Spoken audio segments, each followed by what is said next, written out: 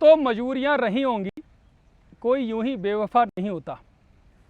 पंचायत में आज हम आपको बताएंगे कि ये लाइनें मैंने क्यों बोली, क्योंकि जो मौजूदा सत्र है उस पर ये लाइनें सटीक बैठती हैं। क्योंकि जहां एसआईआर के मुद्दे पर सत्ता पक्ष और विपक्ष दोनों अड़े हुए बैठे थे, और पिछला भी सत्र आपको याद होगा कि किस तरह से धुल गया था इसी तनातनी के चलते।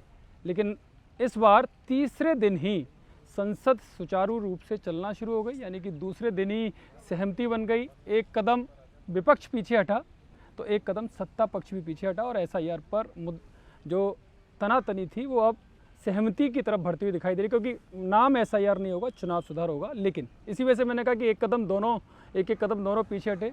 तो हमारी पूरी पंचायत बैठ चुकी है न्यूज़ 18 इंडिया की, और पंचायत में हम जानेंगे कि संसद में और क्या क्या गॉसिप हुई, क्या क्या पंचायती चर्चा हुई, वो सब पूरा एक पैनल हमारे साथ बताएगा। लेकिन सबसे पहले पल्लवी जी आप ही बताइए। अमित पांडे बताएंगे, क्योंकि मैं देख रही थी कि आज कुछ गॉसिप सुन रहे थे वो। अमित पांडे क्या गॉसिप सुनी आपने? इस पर क्या सुनी? एक एक कदम क्यों पीछे हट गए? हाँ देखिए, पिछली बार की अपेक्षा इस बार है। पिछली बार तो था कि हम कुछ बात ही नहीं करेंगे। कल के दिन जो 4 घंटे जो वार्ता हुई एक के बाद एक करके 1 बाय 1 और लगातार 3 बार, उसके बाद सत्ता पक्ष और विपक्ष दोनों इसके नेताओं से हमने ऑफ रिकॉर्ड बात की। सब बात कर रहे थे। पिछले सत्र में कोई नहीं बात कर रहा था कि नहीं ये तो कुछ सुन ही नहीं रहे हैं।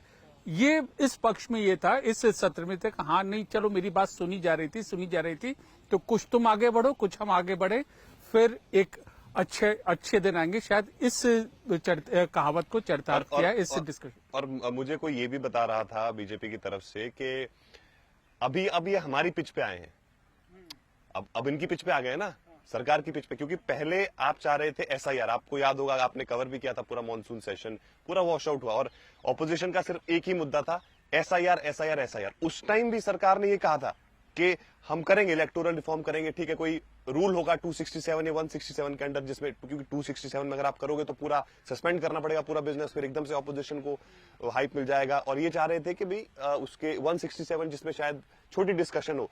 तो अब ये उनके उस पे, क्योंकि सरकार तो चाहती है लार्ज इलेक्टोरल रिफॉर्म पे कीजिए ना, क्या है, हम 1 नेशन 1 पोल की बात करेंगे, हमने इलेक्शन कितना अच्छे से सरकार तो हर मुद्दे पर चाहती है कि आए और इनकी पिच पर खेले और विपक्ष की वही हो।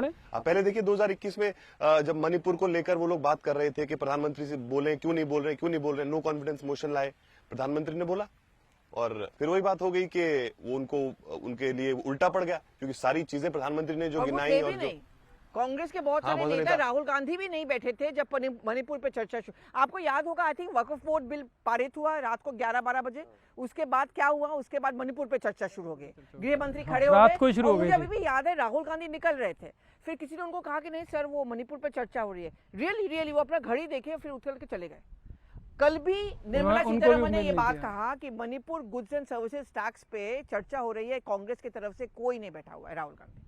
लेकिन ये जो आप बात कर रहे हो ना कि ये जो परसेप्शन गया है कि क्लाइम डाउन हुआ है विपक्षी दलों से, तो आज सुबह जब हम लोगों ने कुछ विपक्षी दलों के नेताओं से ये बात पूछी तो वो लोग हमें ना अपना मोबाइल फोन निकाल के एसएमएस दिखा रहे हैं कि देखो ये हमारा सजेशन था कि इलेक्टोरल रिफॉर्म्स पे चर्चा करो।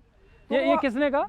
ये एक विपक्षी दल के विपक्षी दल वालों ने हम लोगों का एसएमएस दिखाया कि कैसे मैंने ये एसएमएस बीजेपी के एक नेता को भेजा था, मंत्री को भेजा था, तो ये सुझाव हमारी तरफ से आया, हम बैकफुट पे नहीं गए, वो हमारी बात मान लिए। तो अब ये गेम अंदर चल रही है कि कौन जीता।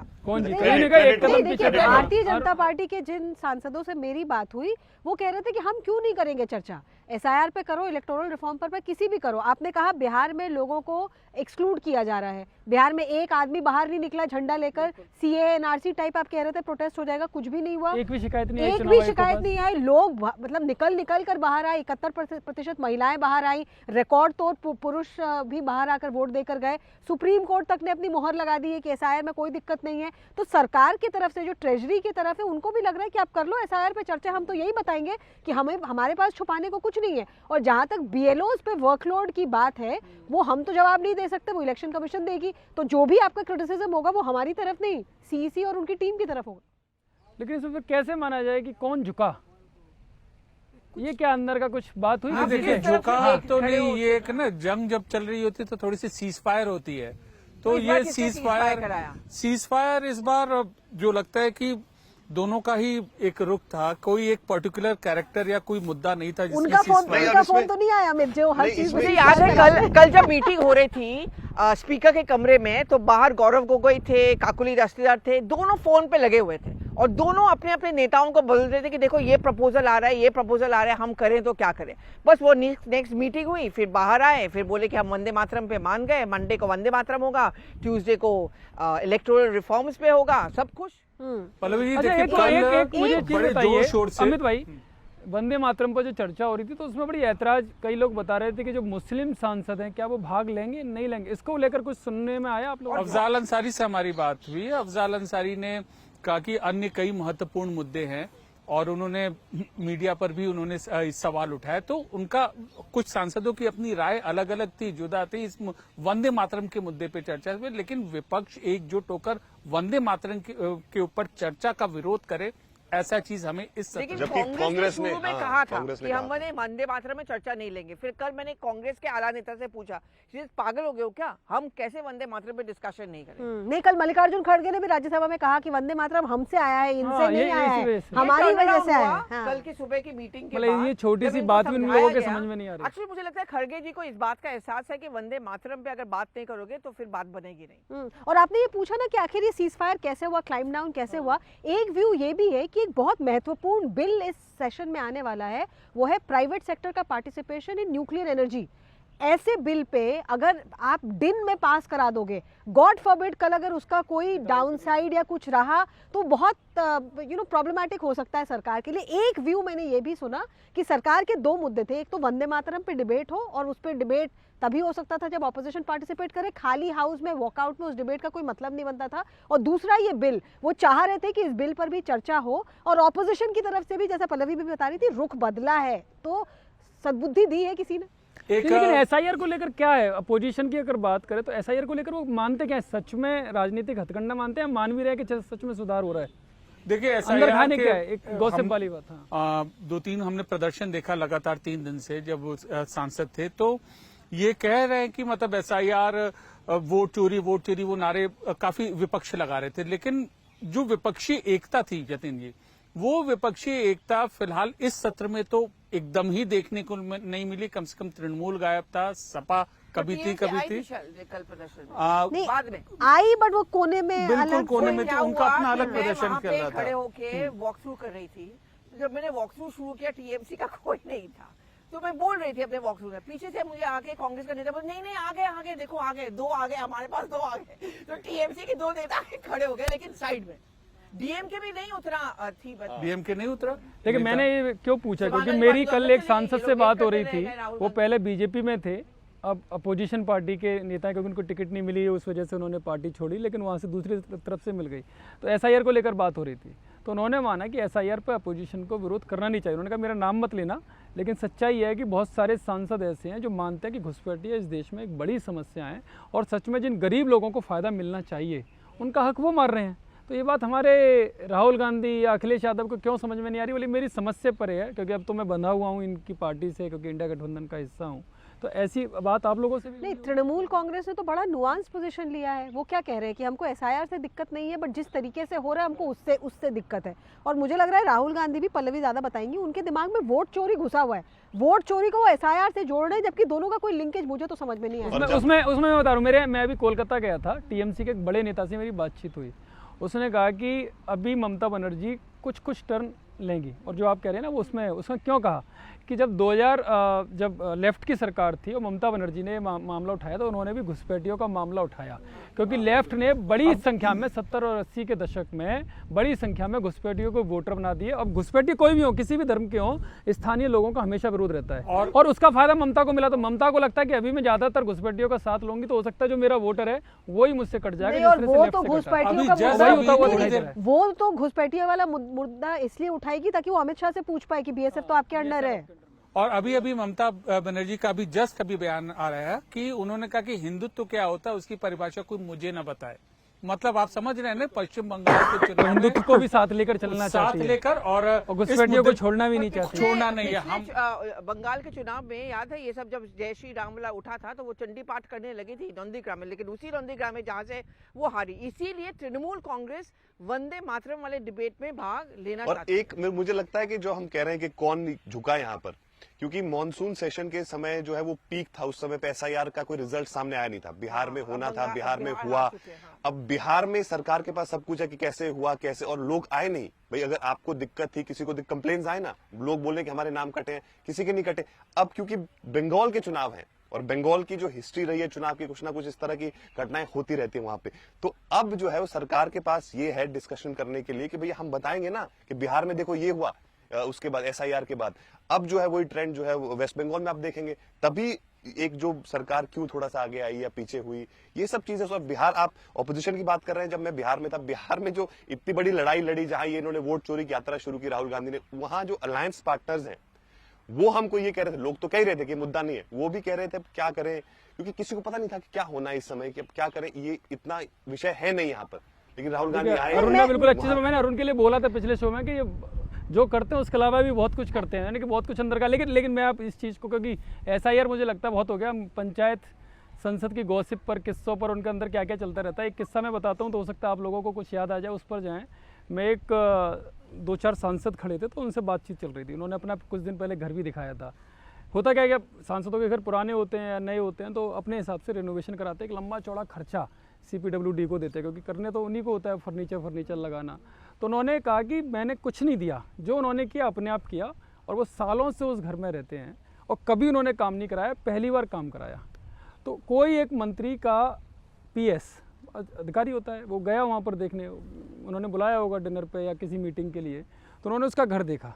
वो क्या बोलता है कि आपने कुछ अपनी तरफ से नहीं कराया, तब इतना अच्छा कर दिया। बोला मंत्री जी आगे ना आपके यहाँ कभी तो वो सुसाइड कर लेंगे, क्योंकि इतना अच्छा काम बिना किसी खर्चे के हो गया, बिना किसी डिमांड के हो गया। जबकि मंत्रियों के यहाँ तो बड़ी लंबी चौड़ी लिस्ट डिमांड की होती है।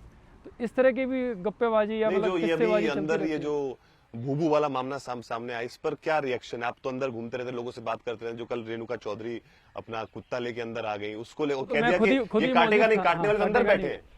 तो उसमें ये आया, मेरी कुछ लोगों से बातचीत हुई, कांग्रेस वालों से, तो बोले क्या इनको दिमाग दे दिया है। और सच में यही शब्द बोले कांग्रेस वाले।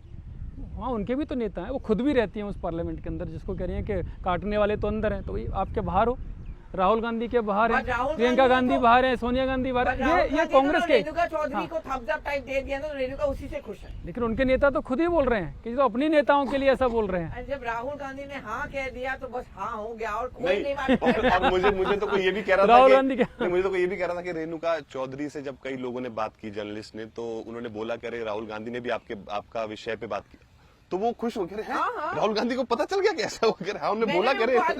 TMC की एक महिला सांसद कह रही थी कि ये बीजेपी वालों को ठोकने के चक्कर में अपनी नेताओं को ऐसा उल्टा सीधा बोल रहे हैं। नहीं, बट उनको कोई फर्क नहीं पड़ता, क्योंकि आज भी कुछ लोग गए और उन्होंने कहा कि आपके खिलाफ प्रिविलेज मोशन आ रहा है, तो आपका क्या रिएक्शन है। तो वो कैमरे की तरफ मुड़ी और कोई भो, तो 2-3 कैमरे पे आया, कुछ लोगों के नहीं आया, तो वो फिर पीछे भागे, मैम हमारा नहीं रह गया, तो दोबारा मुड़ी और फिर बोली भो।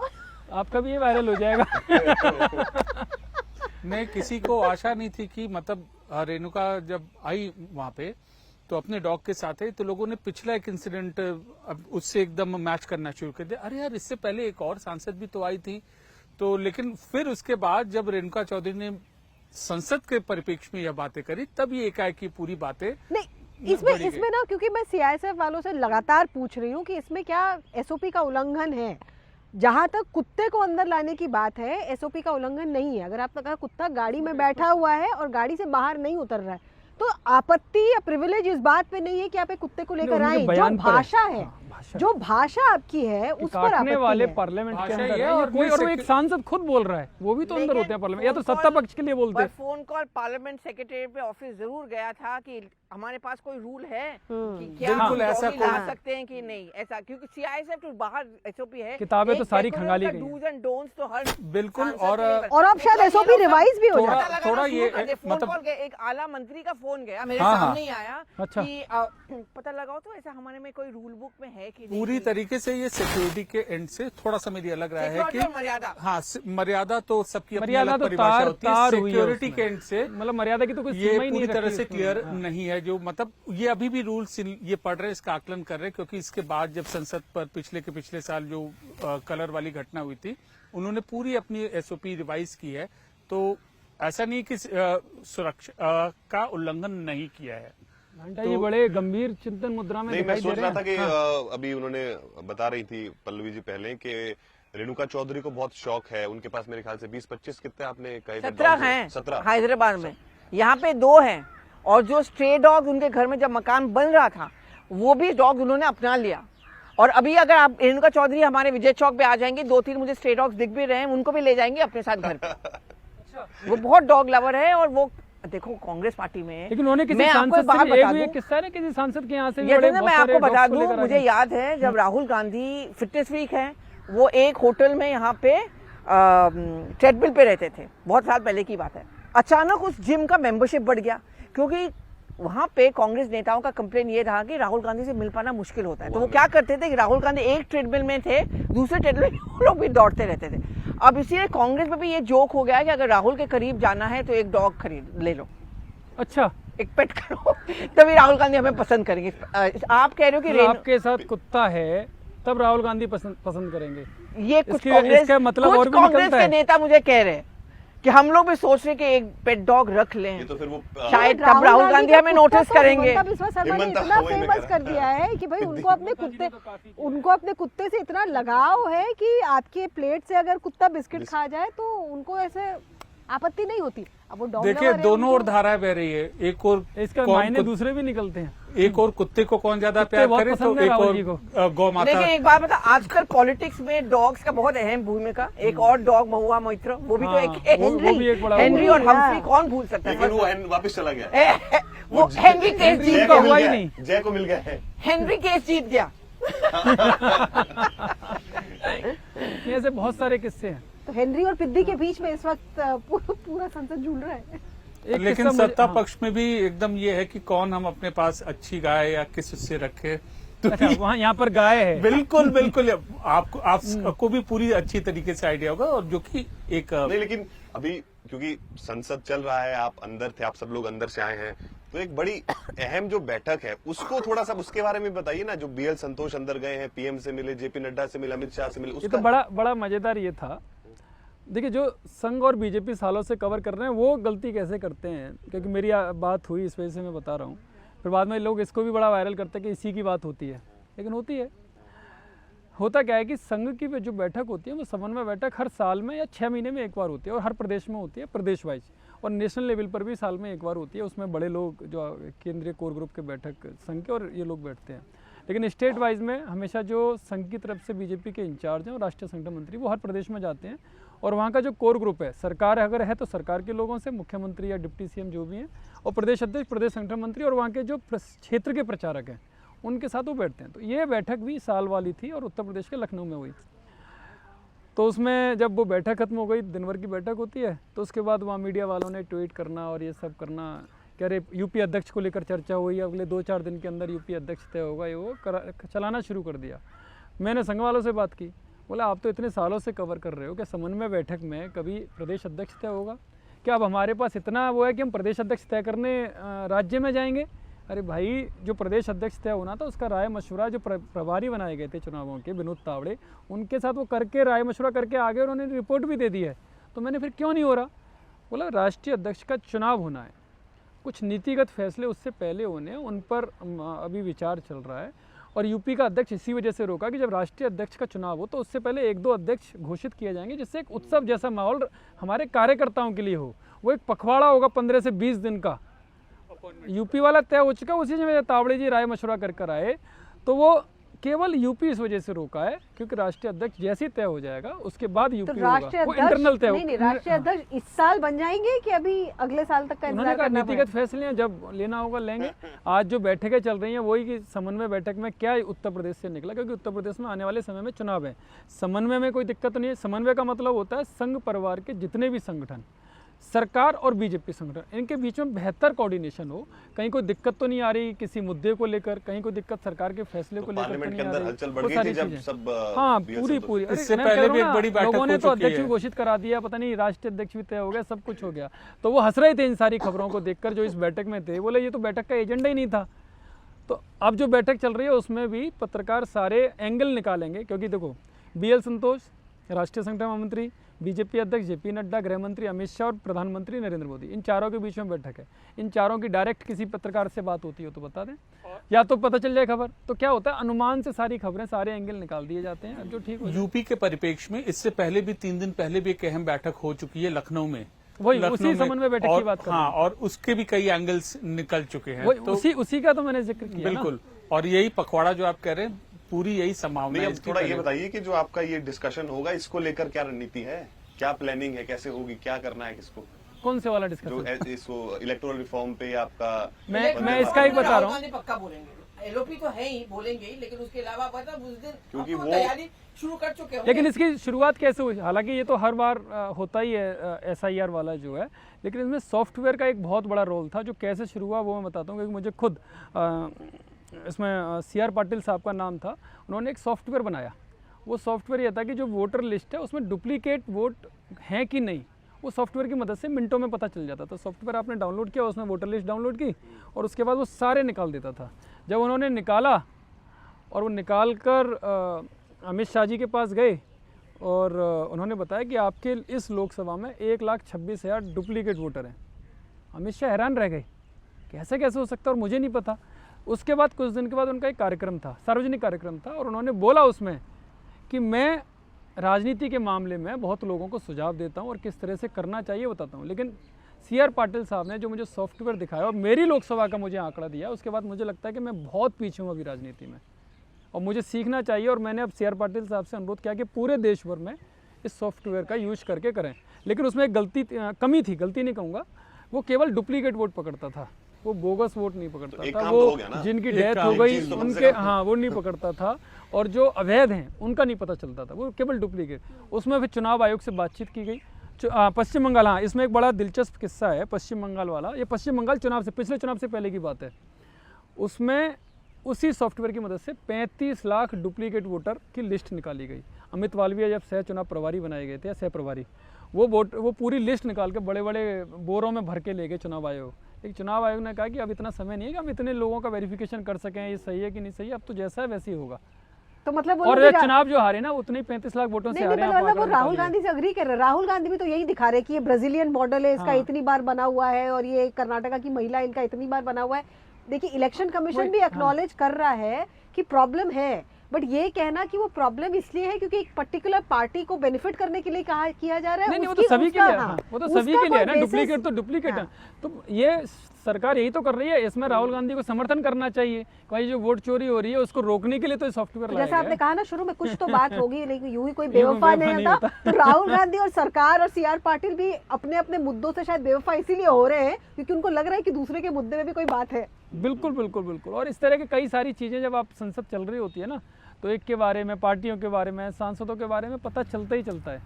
पल्लवी जी के पास तो तो बहुत कल सारा मुझे याद खजाना है, मैं खड़ी थी तो वहाँ पे जया बच्चन आई, रेणुका सब थे, सब तो जया बच्चन जैसे चल के आ रही है प्रियंका चतुर्वेदी के साथ, तो वहाँ पे बीजेपी के भी मंत्री नेता थे, तो उन्होंने देखा जया बच्चन को, बोले कि हम आपके साथ सेल्फी ले सकते हैं ना, क्योंकि आप तो बहुत नाराज होते हो मीडिया पे। तो वो हंसने लगे, बोले नहीं नहीं, आप लोगों से मुझे कोई प्रॉब्लम है। फिर वहाँ वो शुरू होगी मीडिया को लेके, ये लोग सेल्फी लेते हैं, ये वो, आपको पता है ना वो कितने- जब उनके पिताजी भी पत्रकार रहे हैं, वो बताती है इस बात लेकिन को। उन्होंने कहा ना कि ड्रेन पाइप ट्राउजर पहन के ये कौन लोग आ जाते हैं, पिक्चर फोटो लेते हैं। वो तो ये पिताजी के जमाने में कलम होती थी ना, सेल्फी स्टिक नहीं लेकिन होता अभी आधा घंटे पहले की, जब मैं यहाँ इस शो से शुरू होने से पहले जब मैं आ रहा था, तो एक सांसद और एक मंत्री खड़े थे और मेरे कुछ पत्रकार साथी खड़े थे। तो उन्होंने कहा कहाँ जा रहे हो? मैंने मैं शो है और इसके बाद लंच करना है, मैं जा रहा हूँ। और यार मुझे भी, उन्हें भी ध्यान आया कि लंच करने जाना है। मैंने, आप कहाँ जा रहे हो? अरे वो जया जी ने बुलाया और उनका नमक मुझे खाना है, अगर नहीं गया तो नाराज़ हो जाएंगे। उनकी नाराज़गी के किस्से बहुत ज़्यादा हैं। मतलब उनका डर देखिए आप, सांसदों में और मंत्री में भी डर है कि अगर नहीं गए टाइम से तो क्या होगा। सब में है डर। जया सब जी का, में है, बिल्कुल। जया और जी का डर चाहे है। जो हम यहाँ हैं, चाहे जो हमारे साथी पीछे रिकॉर्ड कर रहे हैं, सब। तो मैं मतलब कुछ ऐसे लोग हैं जिनको आप कवरेज के प्रति बड़ा सतर्क, आपको यू हैव टू प्रिपेयर। लेकिन शायद पार्लियामेंट के अंदर तो उनका वो उस नहीं तरह का नहीं, रुख नहीं पार्लियामेंट में होता भी होगा। मीडिया पे चिल्ला चुकी है। इशारों को काफी समझो तो चिल्ला राज को चुकी है। राज अगर को आप पहले जा ही रहे हो सब और वो उद्धार- खड़ी पांडे जी है, ने क्या बिल्कुल, जबरदस्त लाइन अगर बोली है। इशारों को समझो राज को मतलब जैसे उनको देख के पहले ही सतर्क हो लोग हट जाते हैं, हाँ, साइड हो बिल्कुल। जाते हैं, जो नहीं मैंने नहीं, देखा बहुत है। सारे लोग ऐसे भी आते हैं ना कि मैम खुश तो, के हाँ। माइक डाल दिया, सवाल पूछ लिया, वो एकदम पसंद नहीं करते। वो देखिए मुझे पूछो कि विल यू टॉक, मैं बात करूंगी, बस जबरदस्ती लेकिन मत जबरदस्ती मत आइए।